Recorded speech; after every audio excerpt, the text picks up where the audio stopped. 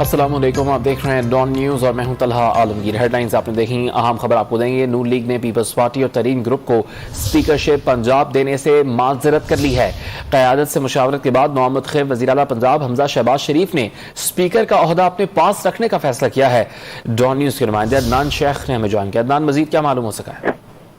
جی بالکل، Pakistan Peoples party اور ترین group کی نظریں پنجاب میں اسپیکر شپ پر تھیں، تاہم مسلم نون نے ترین گروپ اور پیپلز پارٹی سے جو ہے وہ معذرت کر لی ہے، جبکہ قیادت سے مشاورت کے بعد نومنتخب وزیر اعلیٰ پنجاب حمزہ شہباز نے اسپیکر شپ نون لیگ کے پاس ہی رکھنے کا فیصلہ کیا ہے، جبکہ اسپیکر شپ کے لیے پارٹی کے ساتھ مشکل وقت میں جو کھڑا رہا ہے اس کو دی جائے گی، جبکہ اس حوالے سے دو نام سامنے آئے ہیں جس میں ملک عظیم کامران اور رانا مشہود کے نام جو ہیں وہ سامنے آئے ہیں، جبکہ جو سابق اسپیکر تھے رانا محمد اقبال، ان کا نام اسپیکر کے لیے زیر غور نہیں آیا ہے، جبکہ ذرائع کا یہ کہنا ہے کہ موجودہ اسپیکر چودھری پرویز الہی کے خلاف تحریک عدم توازن کامیابی کے بعد ملک عظیم کامران اور رانا مشہود کو جو ہے وہ اسپیکر بنایا جائے گا۔